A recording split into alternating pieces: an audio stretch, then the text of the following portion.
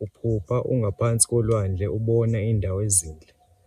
Uphupha inyoka noma uphupha uncelisa ingane noma uphupha ulele nomuntu omaziyo noma ungamazi. Sanibonani, igama lami ngu-Asanda. I'm here to share my point of view. Isihloko namhlanje sikho ngizokuchazela la maphupho esengiwabalile ukuthi hlampe uphupha uyibona ungaphansi kolwandle, ubona iy'ndawo ezinhle, noma uphupha inyoka, noma ubona iy'nyoka, noma uphupha uncelisa ingane encane, noma uphupha ulele nomuntu omaziyo noma ungamazi. First of all, ukuphupha uzibona ungaphansi kolwandle, ubona iy'ndawo ezinhle hlampe ngaphansi kolwandle uma uphupha.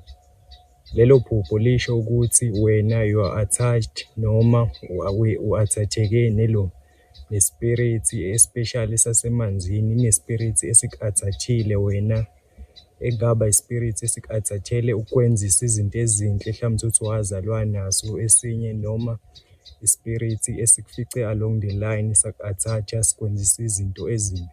Uma ngabe sikwenzisa izinto ezinhle, mhlawumbe kuze utholukuthi ungaba umuntu ofana hlampe nomlaphi wendabuko, mhlawumbe uthi uzoyisa abantu emanzini noma nje uzosebenza ngamanzi wenze lezo zinto. Uma wukuthi siku-attach-e noma simbathe ngendlela embi, utholukuthi sizolala nawe sikuvalele izinto zakho, mhlawumbe utholukuthi sizokwenza ungangeni kalula kuma-relationship, ey'ntweni zomjolo nje utholukuthi awufind izinto zilula. Then bese ngidlulela kuleli phupho lokutholukuthi uphupha ubona inyoka noma ubona iy'nyoka. Yes, iphupho lelo lokubona inyoka kuyenzeka utholukuthi lizokuchazela ngezitha, but in this situation iphupho lokuphupha ubona inyoka kuyenzeka utholukuthi uma ngabe uwumuntu mhlampe osemusha noma oshadile, usebudlelwaneni nomuntu wesilisa noma owesifazane, lelo phupho liyasho ukuthi ebudlelwaneni bakho kungenzeka kube utholukuthi khona osekhulelwe noma ukhulelwe already, noma ngaleso sikhathi nje utholukuthi uliphupha ngalo lelo phupho ley'nyoka lisho ukuthi uzokhulelwa. Bese sidlula sekuleli phupho lokuthi uphupha uncelisa ingane encane.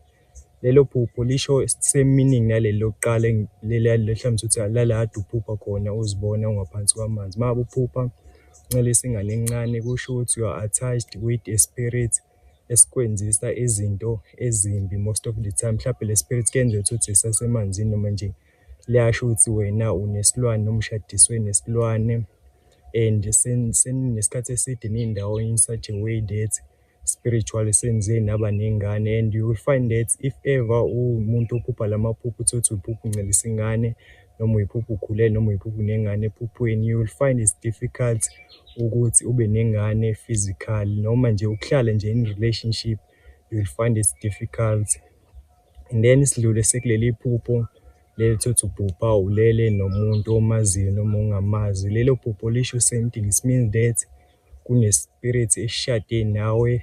It can be for a good purpose, it can be for a bad purpose, yokuthi leso spirit sikushade. Uma ngabe nje uphupha ulele nomuntu omaziyo noma ungamazi, kuyenzeka ukuthi nje kulelo phupho likutshela ukuthi wena kunesilwane esilala nawe, and kuningi izinto ezimbi engakwehlela if uyithola nje uwumuntu ophupha lelo phupho elikanjalo. Ngaba nje le nto ade ngisho ukuthi kuma-relationship awuzohlala kalula, futhi uzothi uzoba umuntu okuzothi kunzima ukuthi uthandeke ebantwini, nokuthola iy'ngane angeke kuze kube into elula kuwena. And then to give you a bonus noma nje to share something with you, yabo la maphupho ade ngiwabala nje especially lawo 3, lelo phupha usolwandle ngaphansi kwamanzi, ubona iy'ndawo ezinhle, lelo phupha hlampe unengane, nalelo phupho leli nomuntu. Lawo maphupho kuyenzeka ukuthi azobangwa ilezi zinto noma yinto utholukuthi wayenza wena usemncane ungekho aware. Kuyenzeka ukuthi nisebancane hlampe nisadlala nje umasigcozi, mhlawumpe ey'ndaweni ey'njengamahlathi noma isemfuleni, utholukuthi nizofica izinto ey'njengamaladi, amakhandlela, hlampe iy'nkukhu ey'bulawiwe. Mhlawumbe utholukuthi ngokungazi wena uyingane awazi bekwenzakalani, utholukuthi uzofika nje ukhahlele lawo makhandlela noma nithathe lezi zinto nidlale ngazo. Angithi usuke ungazi ukuthi wena kusuke kade wenziwani lapho. Utholukuthi nje lapho lade kuphefoma khona lawo ma-rituals, utholukuthi bekunabantu ade bezama ukulahla i-spirit esithize. Utholukuthi songena kanjalo kuwena, utholukuthi uzokhula nje sesi-affect-a impilo yakho, noma utholukuthi le nto yenzeka kumzali wakho wasuzalwa ehlela nakuwena. Kuyenzeka kube yiphutha leli egcina lilimaza impilo yakho, but lezi zinto ezi-spiritual doesn't mean ukuthi njengoba sekwenzekile angeke kusalungiseka. Kusangalungiseka as long as wena uzosukuma uhambe uzifunele usizo, kuzolungiseka. Yonke into e-spiritual it could be reversed, iyalungiseka, it's not permanent. As uyibona nje, it's a good sign to you cause ungakwazi ukuthatha i-steps ukuthi uyilungise. Igama lami ngu-Asanda.